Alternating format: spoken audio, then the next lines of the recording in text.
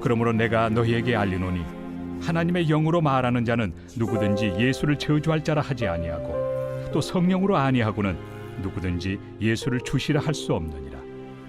은사는 여러 가지나 성령은 같고 직분은 여러 가지나 주는 같으며 또 사역은 여러 가지나 모든 것을 모든 사람 가운데서 이루시는 하나님은 같으니 각 사람에게 성령을 나타내심은 유익하게 하려 하심이라.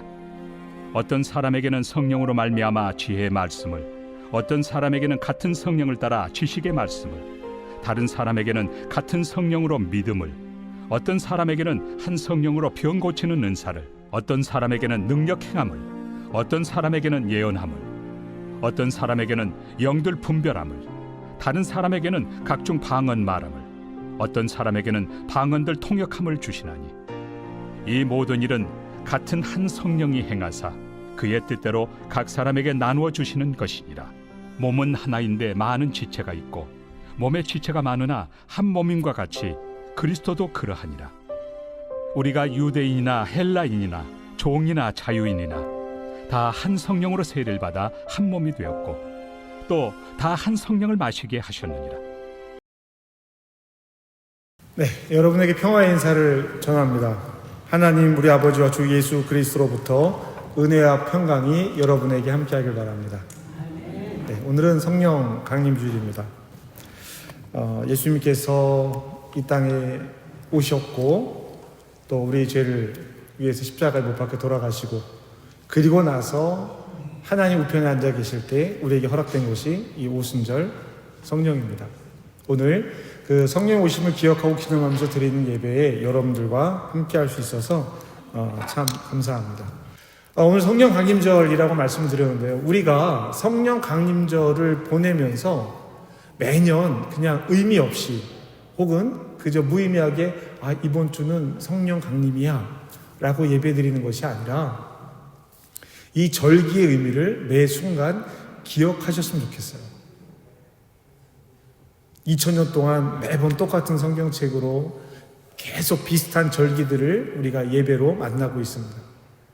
그 시간이 주는 의미가 무엇일까? 기억이라는 거예요. 기억. 우리가 기억하지 못하면 그 일은 우리의 이야기에서 사라져버리게 됩니다. 기독교는 기억의 종교예요. 그리고 미래를 위한 오늘의 기억이기도 합니다. 성령 강림은요, 예수님께서 이 땅에 계시지 않을 때 일어난 첫 번째 사건이에요. 성령 강림은 예수님께서 부활하시고 승천하신 후에 제자들만 이 땅에 남아있을 때 일어났었던 첫 번째 사건이었던 것을 여러분 기억하셔야 합니다. 성령이 오기 전까지 이들은 마가의 다락방에 숨어 있는 사람들이었어요. 성경은 분명하게 같은 장소를 기록하고 있지는 않지만 유월절 마지막 식사를 한 곳, 예수님께서 십자가에 못 박혀 돌아가시고 제자들이 숨었고 문을 걸어두었던 곳, 그들이 처음 부활하신 예수님을 만난 곳, 제자들이 성령이 오시기까지 기다렸던 곳, 기도했던 곳, 이 모든 것을 한 장소로 볼 수 있습니다. 그만큼의 사람이 들어갈 수 있는 공간, 그리고 그것을 제공할 수 있었던 사람, 한 사람이었다라는 거예요. 마가의 다락방이죠. 예수님께서 제자들과 함께 하신 마지막 공간이며 성령께서 제자들과 함께한 첫 번째 공간이기도 할 것입니다. 우리는 이곳을 첫 번째 교회라고 부릅니다. 첫 번째 교회입니다. 성령의 강림은 교회의 시작이에요. 우리가 이렇게 한 몸을 이루어 예배를 드리는 이 교회의 시작이 성령의 강림입니다. 하노버에 한인들이 모이는 첫 번째 교회가 어디였습니까? 하노버에 한국 사람들이 모여서 예배를 드린 첫 번째 공동체가 어디예요? 가정이죠. 그리고 교회를 이루어갔습니다. 형제교회에서 모임을 갖기도 했었고 교회라는 이름으로 모인 곳은 우리 하노버 한민교회가 처음일 거예요. 그런데 지금은 다른 교회들이 있습니다. 교회의 시작은 하나님께서 하신 일이지만 그 안에서 이루어져가는 일들도 역시 하나님께서 하시는 일이라고 우리는 고백할 수 있어요. 물론 때로는 그 교회의 시작이 교회의 분열로부터 되는 경우도 종종 있습니다. 그것을 부정적인 시선으로 볼 것이냐 긍정적인 시선으로 볼 것이냐, 이것이 중요하지 않다라는 말씀을 드리는 거예요. 그것은 그 일로 그만입니다. 그러면 우리는 무엇을 해야 하는가? 교회를 이루고 있는 우리가 어떤 삶을 살아야 하는가라는 것에 초점을 두고 살아가야 한다는 것입니다. 성령 강림절인 오늘 성령을 통해서 하나님의 지혜를 배워야 하는데요. 변한 것과 변하지 않는 것에 대해서 우리는 주의를 가져야 합니다. 여러분, 성령이 변했을까요? 변하지 않았을까요? 성령이 변했습니까? 2000여 년 전 그곳에 임했던 성령과 오늘 이 시간 우리가 바라고 기대하는 성령이 다른 성령이냐라는 거예요. 성령이 변할 수 있습니까? 변할 수 없습니까? 없어요. 이거는 말할 여지가 없습니다. 성령은 변하지 않습니다. 그럼 또 이렇게 질문해 볼까요? 성령이 하시는 일은 변할까요? 변하지 않을까요? 성령이 하시는 일. 성령은 변하지 않지만 성령께서 하시는 일은 변할 수 있다라는 거예요. 그런데 이 변함에도 분명한 기준이 있습니다. 성령이란 무엇인가, 성령이 하시는 일이 무엇인가를 여러분 자세히 알고 싶으시다면 요한복음 14장에서 16장을 읽으시면 돼요. 보혜사 성령이라고 이름 지어지는 이 성령이 왜 오시며 어떻게 오시며 오셔서 무엇을 하실 것인지를 아주 구체적으로 기록해 놓고 있는 것이 요한복음 14장부터 16장까지의 말씀입니다. 예수님께서 제자들에게 마지막 말씀을 하시면서 내가 여기를 떠나면 이라고 시작하는 이 이야기가 성령의 오심으로 이어지고 성령이 오셔서 어떤 일들을 하게 될 것이다 라고 말씀해 주는 것이 요한복음 14장부터 16장까지의 말씀이에요. 그리고 17장에서 내가 너희를 위해서 기도할게 라고 하면서 모든 말씀을 마치시고 제자들을 위해서 기도하십니다. 이것이 요한복음 14장, 15장, 16장, 17장까지 이어지는 예수님의 고별 설교의 중요한 내용이에요. 이때 성령님을 보혜사라고 이야기합니다. 보혜사, 한국말로는 보혜사라고 되어져 있는데요. 곁에서 돕는다라는 뜻을 가지고 있어요. 곁에서 돕는 분. 성령은 우리를 도와주시는 분입니다. 너희의 모든 말할 것을 생각나게 하신다고. 누가? 성령이 생각나게 할 거야 라고 예수님께서 말씀해 주시죠. 자, 그러면 성령께서 하신 일이 어디에 주로 기록되어져 있느냐? 사도행전에 기록이 되어져 있습니다. 사도행전과 사도 바울이 기록한 서신서에 성령의 일들이 기록이 되어져 있는데요. 누가가 기록한 사도행전과 사도 바울이 기록한 이 서신서들 사이에서는 성령의 역할이 다르게 나타나요. 조금 전에 말씀드렸던 것처럼 성령은 변하지 않지만 성령께서 하시는 일이 변했습니다 라고 할 때 이 변화가 바로 누가가 기록한 사도행전의 내용과 바울이 기록한 서신서의 내용에 나오는 성령의 차이점일 수 있어요. 사도행전에 기록된 성령은요, 하나님의 일이 누구에게 일어나느냐? 사도들에게 일어납니다. 사도들에게. 바울에게 일어나요. 그러니까 성령의 역사가 모든 사람에게 일어나는 일회적인 사건이 아니라는 거예요. 첫 번째 일은 물론 마가의 다락방에 있는 이 사람들에게 성령이 내렸습니다. 성령이 그들에게 불같이 임했어요. 여러분, 이 이야기는 창세기에 나오는 바벨론의 타비 사건과 연결을 해서 생각해 볼 수 있습니다. 사람들이 바벨탑에 모여서 하늘에 이루고자 탑을 지었어요. 이 탑을 흐트러뜨리는 방법으로 하나님께 선택하신 것이 무엇이었죠? 언어를 다르게 하는 거예요. 언어를 다르게 합니다.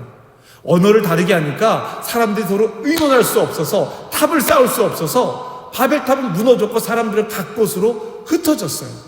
그러면 마가의 다락방에 임했던 성령이 역사했었던 그 순간 어떤 일이 일어났느냐? 그들이 각각 다른 곳에서 왔지만 모두가 똑같은 말을 알아들을 수 있었다는 거예요. 여러분, 이 말이 갖고 있는 의미가 무엇이냐면요, 성령이 임한 사람들은, 성령이 임재한 교회는요, 서로 말이 통한다는 이야기예요. 다툼이나 공격이나 방어나 이런 일들이 일어나는 것이 아니라 서로 말이 통한다는 이야기예요. 아주 간단한 일입니다. 성령이 임해서 독일어를 잘 못하는 제가 갑자기 독일어로 설교하고 이런 내용이 아니라는 거예요. 우리 안에 서로가 서로에 대한 이야기에 귀를 기울이고 말을 알아들을 수 있는 것, 이것이 마가의 다락방에 임했던 첫 번째 성령의 역사였습니다. 그리고 이 성령의 역사 안에 있었던 이 사도들이 흩어져 다니면서 일을 하기 시작해요. 사도행전에 기록된 사도들과 바울은 복음을 전합니다. 성령께서 그렇게 하셨어요. 사도행전은 베드로와 제자들 그리고 바울을 통해서 성령께서 어떤 일을 하셨는지를 기록하고 있습니다. 성령을 받았고 성령의 능력으로 한 일이 무엇이었습니까? 직접 교회를 만들고 세우는 일이었습니까? 그렇지 않습니다. 이들이 한 일은 다니면서 예수님을 증거하는 일이었어요. 예수님을 증거하는 일이었습니다. 오늘 말씀 가운데, 우리가 읽은 말씀 가운데에서도 이 이야기가 나와요. 예수께서 하신 일을 각 나라 말로 각 사람들에게 전하는 것이 성령 강림의 첫 번째 일이었습니다. 예수 그리스도를 에디오피아 내시에게 전하는 것, 예수 그리스도를 이방 사람들에게 전하는 것, 사도들의 일이었습니다. 예수를 모르는 사람들을 모아서 제자로 삼고 세례를 주는 일, 즉 예수님께서 제자들에게 마지막 명령하셨던 일을 제자들이 했던 것이죠. 성령이 너에게 임하면 너희가 권능을 받고 예루살렘과 유대와 땅끝까지 이르러 내 증인이 되리라. 아멘.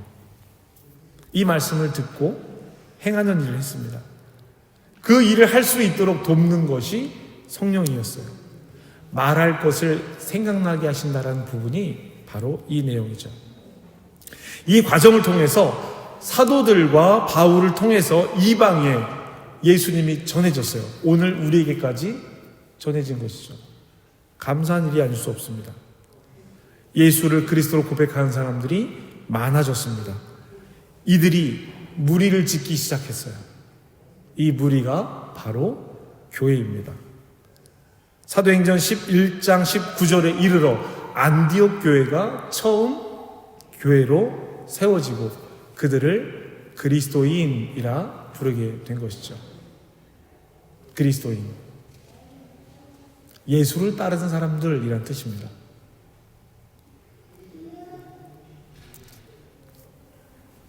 그들이 안디옥에서 교회를 이루었고 스스로 그리스도인이라 이름한 것이 아니라 사람들이 그들을 그리스도인이라고 불렀던 것을 여러분 기억하십시오. 사도들과 바울이 아닌 예루살렘에 있지 않았던 사람들이 교회를 이루고 주 예수 그리스도를 다시 전파하기 시작합니다. 사도 바울은 그 안디옥 교회가 파송한 첫 번째 선교사예요. 예수를 전파하는 일이 성령께서 하시는 일이니까 이 일은 성령께서 하신 일이죠. 놀랍게도 안디옥 교회는 이름이 알려져 있지 않는 몇몇의 사람으로부터 시작을 합니다. 구브로와 구레네 몇 사람이 안디옥에 이르러 헬라 사람들에게 주 예수 그리스도를 전했다라는 것이 안디옥 교회의 처음 시작이었어요. 사도행전에 기록된 성령의 역사는 요한복음에 기록된 예수님께서 약속하신 성령의 일들입니다. 그런데 여기가 중요해요. 이제 서신서로 넘어가면서부터는 예수님께서 말씀하신 성령의 일들이 변하기 시작합니다. 성령의 역할이 땅끝까지 이르러 증인이 되는 것에만 머무는 것이 아니라 교회 안에서의 일이 시작이 되더라라는 거예요. 오늘 고린도전서 12장에 있는 이 말씀은 성령께서 교회 안에서 하시는 역할에 대해서 이야기를 하는 것입니다. 그런데 이 고린도전서 12장의 성령의 일만 읽고 끝나면 안 돼요. 이 이야기는 13장과 한 짝을 이룹니다. 고린도전서 13장은 무엇이냐? 우리가 너무나 잘 알고 있는 사랑장이라고 하는 내용이에요. 이 모든 일이, 성령 안에 일어나는 모든 일이 사랑이 없으면 울리는 꽹과리와 울리는 진과 같습니다 라고 이야기하는 것이죠. 우리는 먼저 오늘 이 고린도전서 12장에 성령께서 교회 안에 사시는 일에 대해서 이야기를 나눌 것입니다. 고린도전서 12장 4절부터 6절까지의 말씀입니다. 우리 한번 같이 읽어보실까요? 시작.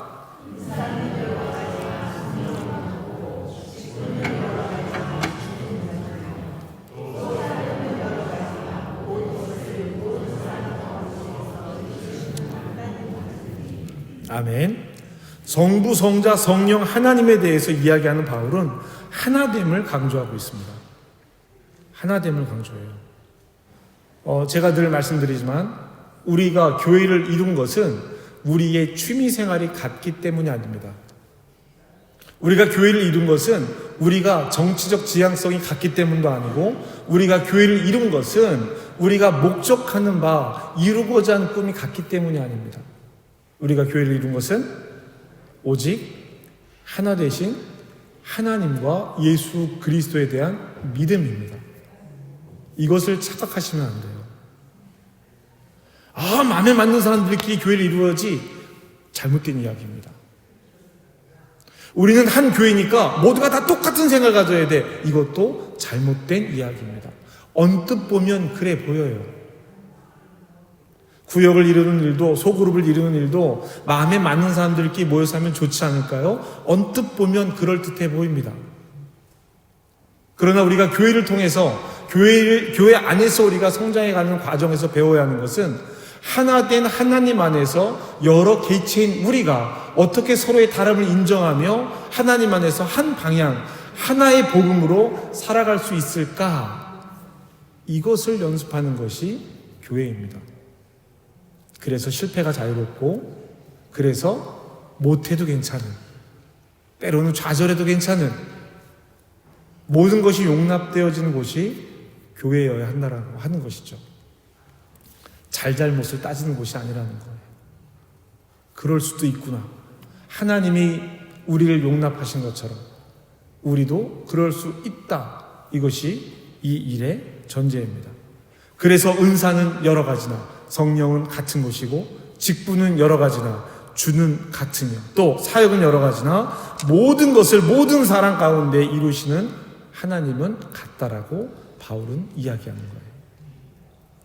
왜냐하면 지금 바울이 이야기하고 있는 이 고린도 교회라고 하는 곳이 어떤 곳이냐, 이 구성원들이 어떤 사람들이냐, 정말 다양한 사람들이 모여있는 곳이에요.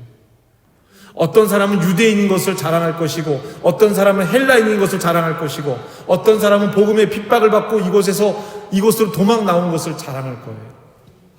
어떤 사람은 돈이 있는 것을 자랑할 것이고, 어떤 사람은 돈이 없으면서도 나는 하나님으로 자유합니다 라는 것을 이야기할 수 있는 다양한 사람들이 모여 있다라고 하는 것입니다. 바울은 이 여러 가지 일들을 더 구체적으로 이렇게 이야기합니다. 8절부터 11절까지의 말씀인데요. 8절 읽겠습니다. 시작.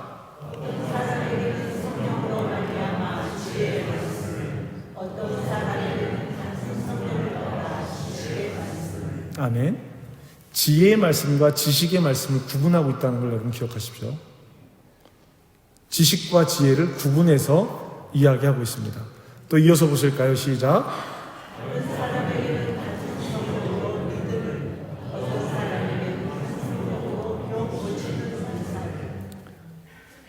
믿음을 성령으로 말미암아 받는다는 것도 여러분 기억하셔야 됩니다. 믿음도. 그리고 어떤 사람에게는 병 고치는 은사를. 이어서 10절 읽겠습니다. 시작.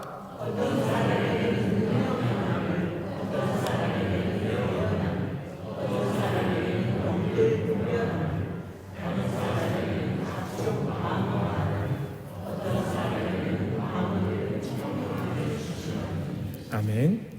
이 각각의 일에 대해서만 해도 많은 이야기를 할 수 있어요. 근데 오늘은 주시는 성령에 대해서 초점을 맞춰서 이야기를 나눠보자라는 것이죠. 왜 이렇게 하시느냐? 바로 11절 말씀이 갖고 있는 의미입니다.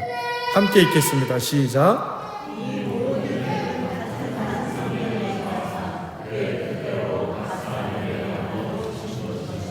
아멘. 이렇게 이야기했어요.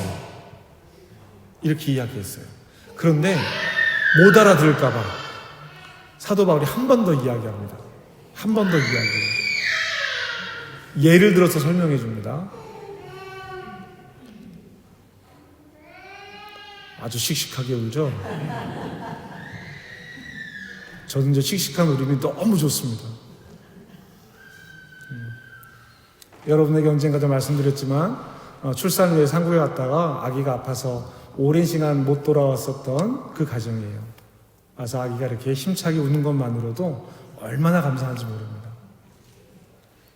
말씀을 계속 이어서 하면은요, 사도 바울이 이 이야기를 이렇게 다시 한번 못 알아들을 것 같으니까, 몸은 하나인데 많은 지체가 있고 몸의 지체가 많으나 한 몸인과 같이 그리스도도 그러하니라. 아멘. 이게 다 아는 이야기잖아요. 다 아는 이야기잖아요. 손이 발더러 넌 냄새나 더러워. 그러니까 발이 손들어. 너는 얼마나 하찮으면 씌워지지도 않고 입혀지지도 않니? 그랬대잖아요. 발은 양발도 신고 신발도 신는데 너는 맨손으로 똥을 좀 다 만지니까 얼마나 더럽냐 이 얘기잖아요. 그런 얘기 참 많습니다. 다 아는 이야기들이에요. 사도 바울이 다시 한번 이야기하는 겁니다. 은사의 다양성과 통일성에 대해서 몸에 대해서 비유를 하는데 앞서 다양한 은사가 한 성령에서부터 왔습니다 라고 설명했어요. 그리고 다시 몸으로 비유합니다. 이유가 뭘까요? 다양한 은사가 모두 한 성령님의 일인 것을 설명하면서 바울이 이야기하고 싶은 것이 무엇인가? 이 말씀에 앞서서 사도들과 바울에게 행했던 성령의 일이 교회 안에서의 일로 어떻게 달라지는지를 보여주는 중요한 내용들이 바로 이것들입니다. 복음을 전하는 것에 그치는 것이 아니라 이제 교회에서 어떤 일들이 일어나기 시작한다라는 거예요. 각 사람들에게 성령이 주시는 은사가 다르다라는 겁니다. 우리가 성령의 도구가 되어야 한다. 이렇게 다양한 내용들이 그들에게 있다라고 하는 것을 이야기하고 있는 거예요. 각 사람에게 나누어 주시는 것이다. 다른 사람의 일을 보는 것이 아니라 내가 그 몸의 지체가 되어서 함께 이루어가는 것입니다. 하나님께서 다양한 일 중에서 나에게 주시는 일을 해야 한다라고 하는 것이죠. 우리는 종종 교회의 일을 하면서 중요한 것을 따질 때가 있습니다. 눈에 띄고 드러나는 것을 좋아합니다. 제가 올해로 20년째 목회를 하고 있는데요. 이제 시골교회에 처음 담임 전도사로 부임해서 오늘까지 20년, 올해가 20년이 되는 해입니다. 다양한 교회들을 경험했어요. 교회 내에서 서로 두드러지는 일을 하려고 다투는 경우도 참 많이 봤습니다. 안 하려고 하던 교회도 봤어요. 서로 일을 미루는 교회도 봤습니다. 우리 교회는 어떤 교회가 될 것이냐? 무엇을 목적으로 하는 것이 아니라 성령께서 인도하시는 것을 따라가는 것이 가장 좋은 일이다라고 하는 것입니다. 평가하기 때문에 사람들이 좋은 자리, 나쁜 자리를 보는 거예요. 평가하는 것. 이것은 좋은 것이고 저것은 그것에 비해 좀 안 좋은 것 같아. 고생은 하는데 도드라지지는 않아. 성령의 일을 누가 평가해요? 내가 평가하는 거예요. 그러다 보니 다툼이 생깁니다. 성령께서 하시는 것이 아니라 내가 그렇게 하니까 탈이 난다는 거예요. 내가 하고 싶은 일이 아닙니다. 여러분, 교회에서 자기가 하고 싶은 일이 있습니까? 없습니까? 있습니까? 없습니까? 있어요. 있습니다. 이거 없어요. 우리는 모두가 성령에 순종합니다. 거짓말일 수도 있습니다. 물론 그렇게 되면 참 좋겠지만 있습니다. 나는 이 일을 하고 싶고 나는 이런 모습으로 이렇게 봉사하고 섬기고 싶습니다. 있어요. 그러나 내가 하고 싶다고, 내가 하기 싫다고 무조건 하거나 무조건 물러서는 것이 아니라는 겁니다. 그 일을 선택하기 위해서, 그 일을 감당하기 위해서 성령의 도우심을 놓고 기도해야 한다는 거예요. 그리고 나서 결정하고, 그리고 나서 선택해 가는 겁니다.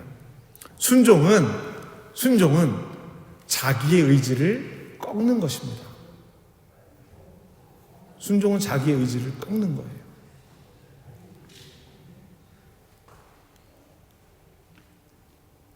유럽에 나와서 목회하시는 많은 목사님들이 있습니다.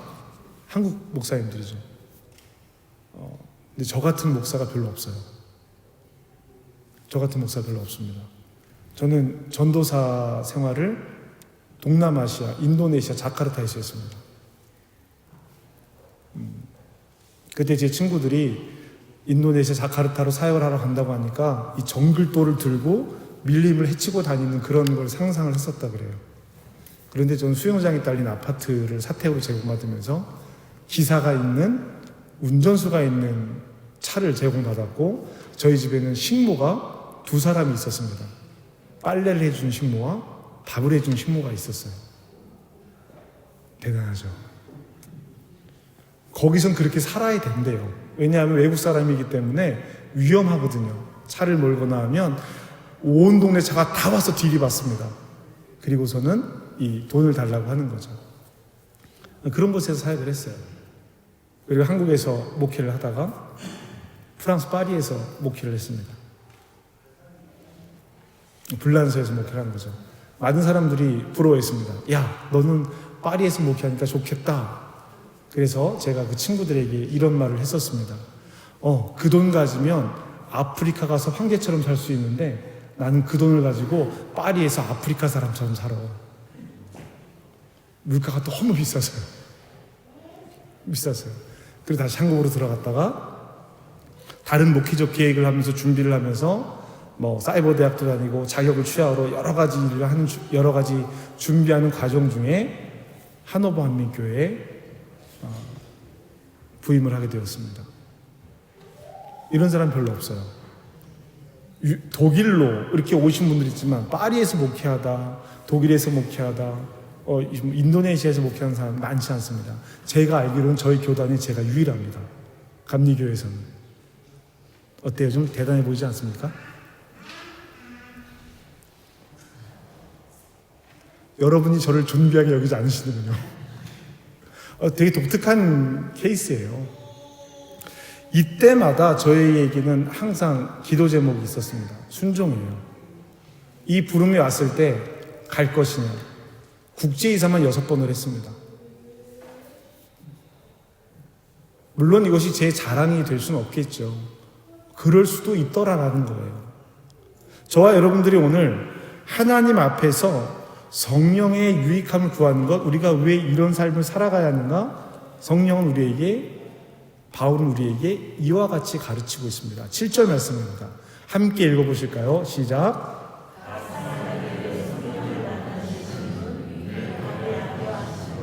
아멘. 각 사람에게 성령을 나타내심은 유익하게 하려 하십니다. 유익하게 하려 하십니다. 기억하십시오. 유익하게 하려는 것이지 자기 자랑과 자기 만족이 아니라는 겁니다. 여기에서 유익은 교회의 유익을 이야기합니다. 몸으로 교회가 비교된다면 운동을 하는 것이 어느 한 부분을 위해서 하는 것이 아니잖아요.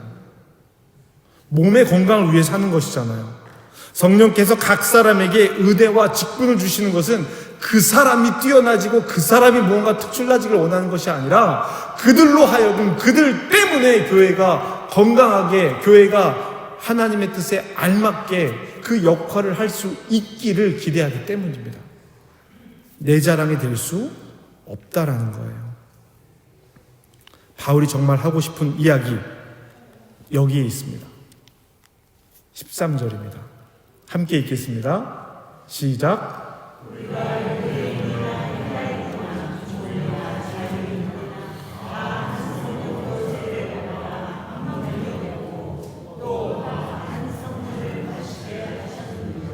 아멘.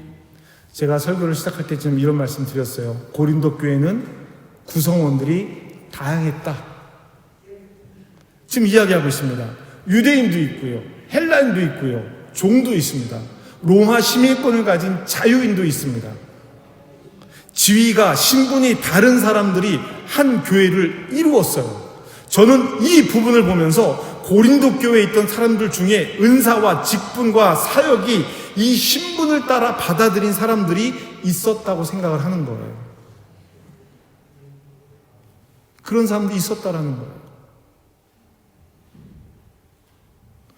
인도네시아 자카르타에서 전도사를 할 때입니다. 한 200여 명의 성도님들이 있는데요. 그 교회에서 사모님이라고 부르면 3, 40명이 뒤를 쳐다봅니다. 다 자그마한 이런 사장님이세요. 거기서 함께 있었던 우리 권사님은 야마 피아노 다리만 만드시는 분입니다. 야마 피아노 다리만 만들어서 보내요. 그러면 그 다리가 피아노가 되는 거예요. 한 분은 야마 기타 몸통만 만드시는 분이에요. 한 분은 기타 넥만 만드십니다. 이런 사장님들이 모여있는 교회가 그 교회예요. 그러니 사모님들이 많으신 거죠.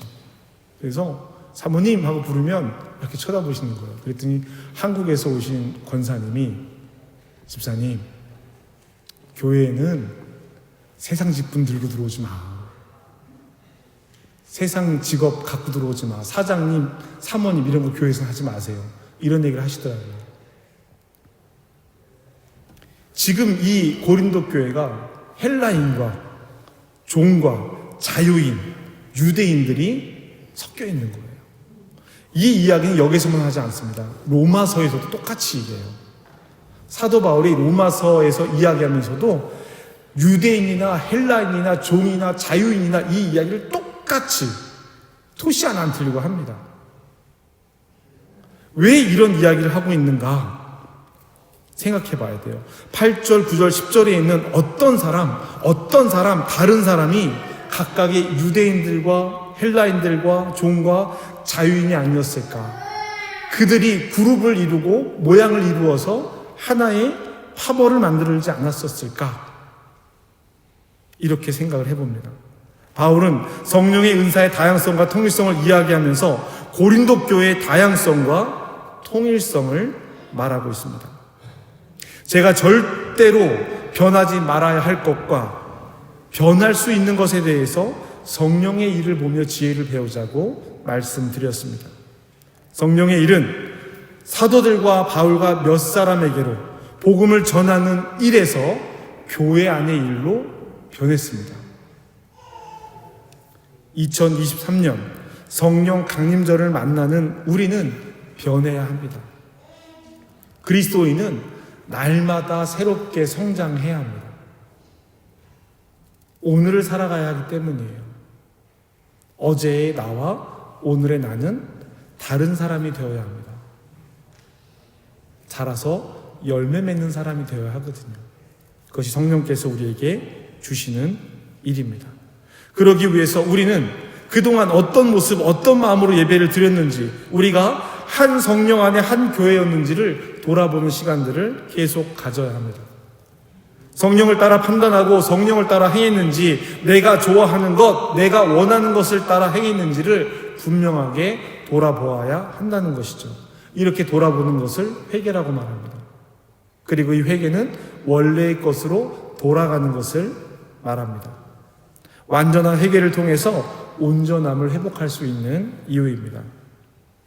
성령의 역사가 변했고 성령께서 일하시는 방법이 변했습니다. 변했어요. 그러면 우리에게 변하지 말아야 할 것은 무엇이냐?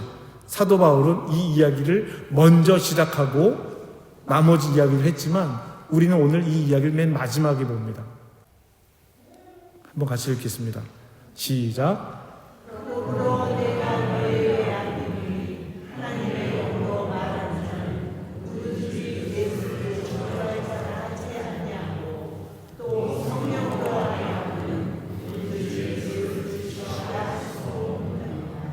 아멘.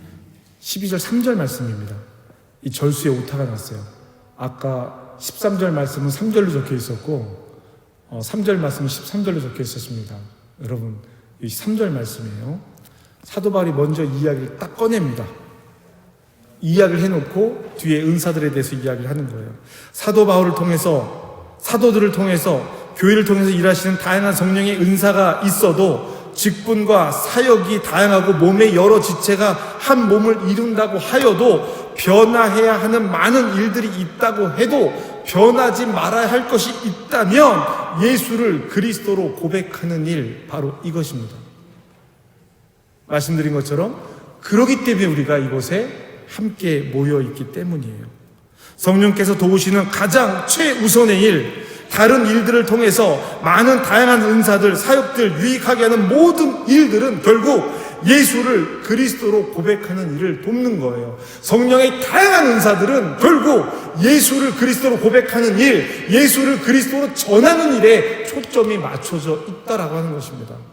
여러분, 이것을 잃어버리면 예수가 나의 구주십니다라고 하는 이 가장 근본적인 고백을 잃어버리시면 교회에서 하는 많은 일들은 그저 어떠한 일에 불과할 수밖에 없어요. 우리의 입으로 설명할 수 있어야 합니다. 성가대를 하는 것도, 식사 봉사를 하는 것도, 교회 학교 교사를 봉사하고 여러 가지 주어진 일들을 다양하게 나누어서 하는 모든 일들도 결국은요, 예수를 그리스도로 고백하는 그 일을 돕기 위해서라는 거예요.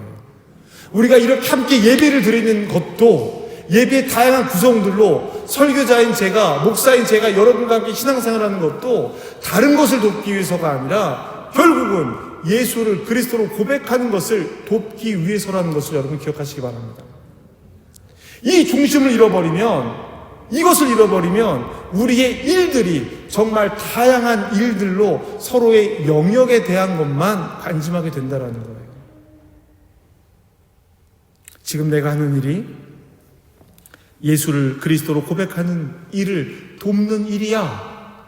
나의 찬양이, 나의 봉사가, 나의 헌신과 수고가 그 일을 돕는 거야. 그리고 나는 이 예배를 통해서 하나님께서 주신 예수 그리스도를 고백하는 일을 지금 하고 나에게 영원히 일이 떨어지지 않도록, 떠나지 않도록 주님 나를 도와주시옵소서 기도하고 예배하는 이 순간의 소중함을 여러분 기억하시라는 말씀입니다.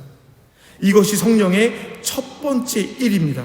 이 일을 통해서 헬라인이나 유대인이나 종이나 자유인이나 한 성령으로 세례를 받아 교회를 이루는 거예요. 그리고 이 일을 통해서 예수는 그리스도임을 전해야 하는 것입니다. 우리의 고백이 우리의 고백으로 끝나면 안 된다는 이야기예요. 복음은, 복된 소식은 전해져야 합니다. 교회는 반드시 복음을 흘려내 보내야 한다라는 거예요. 그 교회가 생명력이 있느냐, 힘이 있느냐는 것은 그 교회가 복음의 능력을 행하고 살아가느냐, 살아가지 못하느냐에 달려 있는 것입니다. 사도행전에서 마가의 다락방에 임한 성령의 첫 번째 일이 다른 나라의 말로 복음을 설명하는 것이라고 말씀드렸잖아요. 마가의 다락방에서 일어났던 일이 나가서 은사를 펼치는 일이 아니었습니다. 병을 고치고 사람들에게 통역하고 방언하고 이런 일이 아니라 각 나라 사람들의 말로 예수께서 하신 일, 예수의 일을 전했다라고 하는 것이 성령이 행한 가장 중요한 일임을 여러분 기억하시기 바랍니다. 이 고백은 우리에게 남겨두고 우리가 할 수 있는, 우리가 해야 하는 성령의 일을 또한 우리가 하나님 앞에 구해야 하는 것이죠.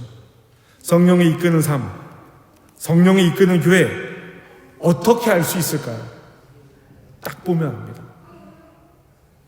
그 사람의 삶, 태도와 말, 그 교회의 태도와 말, 그 교회가 추구하는 일, 그 교회가 목적하는 것을 보면 성령께서 이끄시는 삶인지, 성령께서 이끄시는 교회인지 굳이 설명하지 않아도 안다라는 거예요. 우리 교회가 성령께서 일하시는 교회가 되기를 바랍니다. 우리의 삶에 성령께서 일하시기를 간구합시다. 설명하지 않아도 딱 보면 아는 그런 교회가 되었으면 좋겠어요. 사랑하는 성도 여러분, 우리 함께 그 일에 동참해 보자라는 겁니다. 우리가 교회 비전을 기도하며 구하는 것도, 우리 다음 주에 함께 찬양하는 거 함께 연습하고 있잖아요. 이 하는 것도, 서로의 음성에 귀를 기울이며 화음을 맞추는 것도 하나님께서 하시는 일에 훈련하는 마음으로 동참해 보자라는 거예요. 우리 교회 이런 거 하나 했어 라는 것이 아닙니다. 이 일을 통해서 우리가 무엇을 느끼고 무엇을 바라볼 수 있는지를 함께 보자라는 거예요. 성도 여러분, 함께 하시죠.